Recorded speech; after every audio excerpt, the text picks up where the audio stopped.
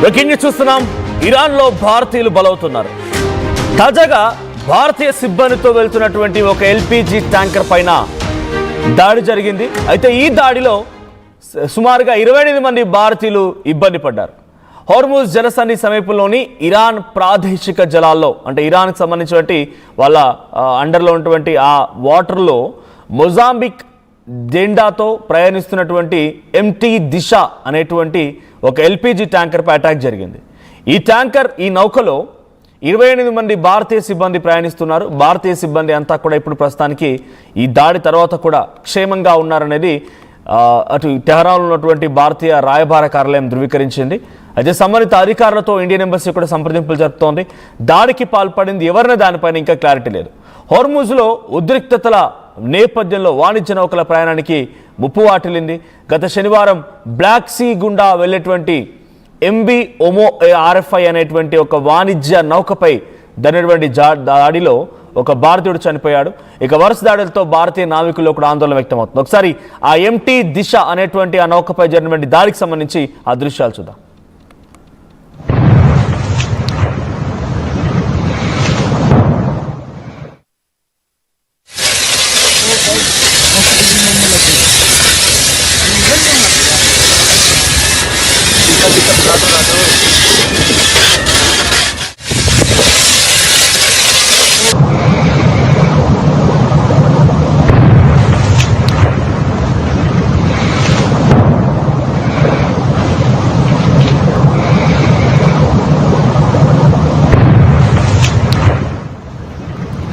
Right. So ఇది empty దిశ అనేటువంటి నౌక. దీంట్లో LPG tanker, liquid petroleum gas సంబంధించినటువంటి ఆ ట్యాంకర్ అది మొజాంబిక్ జెండాతో వెళ్తోంది. దీంట్లో 28 మంది భారతీయ నావికులకు సంబంధించి ఎవరైతే ఉన్నారో వాళ్ళు ఉన్నారు. దాంట్లో ఒకసారి దాడి జరిగింది. ఇక్కడ మీకు ఒక ట్విస్ట్ ఏంటంటే ఈ దాడి ఎవరు చేశారనేది ఇప్పటివరకు ఇంకా ఒక ట్విస్టే. ఎందుకంటే అమెరికా కూడా ఆ జలాల్లో కొంత తిరుగుతూ ఉంది. కొన్ని దాడులు జరుగుతూనే ఉన్నాయి. గల్ఫ్ నేషన్స్ కూడా దాడికి దిగాయి. ఇరాన్ కూడా దాడికి పాల్పడుతుంది. కాబట్టి ఇప్పటివరకు ఏ దేశం కూడా కన్ఫర్మ్ చేయలేదు మేము దాడి చేస్తామని ఎవరు కూడా కన్ఫర్మ్ చేయలేదు. సో యాజ్ ఆఫ్ నో జరుగుతున్నటువంటి ఈ దాడికి సంబంధించినటువంటి ఈ సంఘటన ఇంకా ఒక బిగ్ ట్విస్ట్గానే ఉంది. ఇంకా దీన్ని ఎవరు ధృవీకరించలేదు. కాబట్టి ఇరాన్ చేసిన అనడానికి లేదా టెహరాన్లో ఉన్నటువంటి భారతీయ రాయబార కార్యాలయం నుంచి మాత్రం ఒక ప్రకటన వచ్చింది. 28 మంది సేఫ్గానే ఉన్నారు. సో మరి ఏం జరిగింది ఇక్కడ అనుకున్నప్పుడు ఒకసారి డీటెయిల్స్లోకి వెళ్తే మొజాంబిక్ జెండాతో వెళ్తున్నటువంటి ఈ ఎల్పిజి ట్యాంకర్ పైన ఇరాన్ జలాలలో, అంటే మీరు గమనిస్తే ఒక 6 లైన్ హైవే ఉందనుకోండి. సో ఇరువైపులా ఏ రకంగా అయితే మనం వెళ్ళాల్సిన వాళ్ళు వచ్చే వాళ్ళు ఎట్లాగైతే ఉంటారో సేమ్ స్ట్రైట్ ఆఫ్ హార్ముజ్ దగ్గర కూడా వెళ్ళే నౌకలు వచ్చే నౌకలకు సంబంధించి ఒక సపరేట్ రూట్ ఉంటుంది. దానికి ఒక నావిగేషన్ సిస్టమ్ ఉంటుంది. సో ఆ రకంగా వెళ్తున్న సమయంలో ఇక్కడ దాడి జరిగింది ఓ ట్యాంకర్ పైన. సో మోస్ట్లీ ఈ ట్యాంకర్స్ యొక్క రవాణా ఎటువైపు నుంచి జరుగుతుందని అంటే ఎక్కువగా నియర్ బై ఓమన్ వైపుగా ఎక్కువగా ఉంటుంది. అంటే strait of Hormuz it's division between Iran and Oman, ఈ రెండింటికి సంబంధించినటువంటి దేశాల మధ్యలో ఉండేటువంటి ఆ జలసంధి అది. సో ఎక్కువగా ఆ ట్యాంకర్లు వెరీ నియర్ టువర్డ్స్ ఓమన్ జలాల వైపు నుంచే ప్రయాణిస్తూ ఉంటాయి. సో ఇక్కడ పేలినటువంటి ఈ ట్యాంకర్కి సంబంధించిన విషయంలో మాత్రం తమ ప్రాదేశిక జలాల్లోకి ఎంట్రీ ఇచ్చింది అనే రకంగా ఇరాన్ చెప్తూ ఉంది. కానీ అటాక్ చేసింది మాత్రం మేం కాదు, ఇది ఇరాన్ మా చెప్తున్న మాట. ఇంకోవైపు మొన్న బ్లాక్ సీలో కూడా ఒక నౌకని పేల్చేసే ప్రయత్నం ఇరానియన్స్ చేశారు. సో ఆ బ్లాక్ సీలో పేలినటువంటి నౌకకు సంబంధించిన సంఘటనలో ఒక భారతీయుడు కూడా చనిపోయాడు. సో ఎల్పిజి ట్యాంకర్లు అత్యంత ప్రమాదకర పరిస్థితిలోనే cargo tanker puncture and gas leak, ignition ఇవన్నీ కూడా ప్రస్తుతానికి ఒకసారిగా బ్లాస్ట్ అయ్యే అవకాశం ఉంది. సో కార్గో ట్యాంకులు ఇప్పటివరకైతే ఈ సంఘటనలో ఈ ఎంటీ దిశ అనేటువంటి ఈ నౌకపై దాడి జరిగిన దాంట్లో మాత్రం చాలా సేఫ్గా ఎటువంటి భారీ పేలుడు సంభవించలేదు, అగ్ని ప్రమాదం కూడా సంభవించలేనట్టు తెలుస్తోంది. ఇరాన్ పోర్ట్ మరియు సముద్ర భద్రతా అధికారులు తక్షణంగా అక్కడికి చేరుకున్నారు. నౌక యాజమాన్యం మరియు మేనేజ్మెంట్ కంపెనీతో ఎప్పటికప్పుడు కమ్యూనికేషన్లో ఉన్నారు. సో భారత ప్రభుత్వం ఏం చేసింది మరి ఈ యాక్షన్ తర్వాత అంటే ఇరాన్తో సంప్రదింపులు జరిపింది, ఆ నౌకకు సంబంధించి మేనేజ్మెంట్తో సంప్రదింపులు జరిపింది, మా భారతీయులు ఎలా ఉన్నారనే క్వశ్చన్ చేసింది, సిబ్బంది ఆరోగ్య పరిస్థితిపై నిరంతరంగా పర్యవేక్షిస్తోంది కూడా.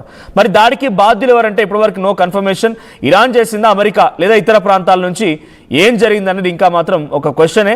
ఏ ప్రభుత్వము ఏ అంతర్జాతీయంగా ఏ కథనం కూడా దీనిపై ఇంకా క్లారిటీకి అయితే రాలేకపోతున్నాయి. సో జూలై 24 హార్ముజ్ సమీపంలో ప్రయాణిస్తున్నటువంటి ఎంటీ దిశ అనేటువంటి ఆ నౌకపై దాడి జరిగినట్టుగా తొలిసారిగా ఇన్ఫర్మేషన్ వచ్చింది. సో ఆ రోజే నౌక భద్రత తనిఖీలు ప్రారంభమైపోయి ప్రోటోకాల్ అమలు జరిగింది. తర్వాత టెహరాన్లో ఉన్నటువంటి భారత రాయబార కార్యాలయాన్ని కూడా భారత ప్రభుత్వం సంప్రదించింది. తమ యొక్క నావికుల పైన ఎటువంటి పరిస్థితి ఉంది, వాళ్ళ రక్షణ గురించి ఆరాధించింది. ఇక ఎప్పటికప్పుడు దీనిపైన కంటిన్యూస్ మానిటరింగ్ కూడా జరుగుతున్నట్టుగా Indian embassy situated in Iran వాళ్ళు చెప్తున్నమాట. సో అసలు ఈ దాడులు ఎందుకు జరుగుతున్నాయి అనుకున్నప్పుడు నావిగేషన్ రాడార్ని తప్పించుకొని మాపై అటాక్ చేయడానికి వస్తున్నారనే రకంగా ఇరాన్ భావిస్తోంది. కాబట్టి స్పీడ్ బోట్ల సహాయంతో కొంతమంది అటాకర్స్ సిద్ధం చేసి అక్కడ అటాక్ చేస్తుండాలి. లేదంటే సీ మైనర్స్ అంటే సముద్రం లోపలే బ్లాస్ట్ అవ్వడానికి కారణమయ్యేటువంటి కొన్ని మైన్స్ని సీ మైన్స్ని ఏర్పాటు చేసింది ఇరాన్ గతంలో. కాబట్టి అది కూడా ఒక కీలకమైనటువంటి విషయంగా చూడాలి. సో ఇప్పుడు మరి ఈ అటాక్ సంబంధించి ఇంకా ఎవరు ధృవీకరించలేదు కాబట్టి ఎటువంటి ప్రమాదంలో ఎటువంటి మరణాలు సంభవించలేదు. అలాగని చెప్పి దాన్ని సేఫ్గా వచ్చినటువంటి దాఖలాలు కూడా లేవు. కాబట్టి మరి ఎవరు ధృవీకరిస్తారు దీన్ని? అమెరికా చేసిందా, ఇరాన్ చేసిందా? మోస్ట్లీ ఇరాన్పై అనుమానాలు ఎక్కువగా వస్తున్నాయి. ఎందుకంటే స్ట్రైట్ ఆఫ్ హార్ముజ్ దగ్గర ఎటువంటి అటాక్ జరిగినా ఇరాన్ వైపు నుంచి అటాక్ జరుగుతోంది. లేదంటే కొంత సమీపంగా ఉన్నటువంటి హౌతీలు వాళ్ళ మద్దతుదారుల నుంచి అటాక్ జరుగుతోంది. సో నిజంగానే అమెరికా అటాక్ చేయాల్సి వస్తే స్ట్రైట్ ఆఫ్ హార్ముజ్ దగ్గర ఉన్నటువంటి ఓ నౌకను ఎందుకు అటాక్ చేస్తుంది? సో ఇది ఇప్పుడు బిగ్గెస్ట్ క్వశ్చన్గా ఉంది. ఏదేం జరిగినా ఇప్పటి వరకు జరిగినటువంటి ఈ 24 అవర్స్లో కేవలం ఒక 3 నౌకలు మాత్రమే రోజుకి సగటున ఈ 4-5 రోజులుగా అంటే 23 తారీఖు నుంచి మొదలుకుంటే ఈ రోజు వరకు రోజుకు సగటున 3 నౌకలు మాత్రమే ఈ స్ట్రైట్ ఆఫ్ హార్ముజ్ని దాటుతున్నాయి. దాంట్లో విఎల్సిసి అనేటిది ఇరాక్ నుంచి చైనా వెళ్తున్నటువంటి నౌక ఒకటి. అంటే చైనాకి పర్మిషన్ ఇచ్చింది కాబట్టి చైనా తీసుకెళ్లగలుగుతుంది స్ట్రైట్ ఆఫ్ హార్ముజ్ నుంచి తమ నౌకల్ని. ఇక ఎంటీ వెజల్ ఒకటి గల్ఫ్ నేషన్స్కి పోయింది, అంటే అప్ అండ్ డౌన్ అని చెప్తోంది. సో ఇంకొక ఎంటీ వెజల్ కూడా క్యారియర్ కూడా గల్ఫ్ దేశాలకు పోయింది 23rd రోజున. ఇక 24th విషయానికి వస్తే సో 3 నౌకలు పోయాయి. ఒకటేమో విఎల్సిసి ముర్బాన్ క్రూడ్ నియర్ ఫుజారియా.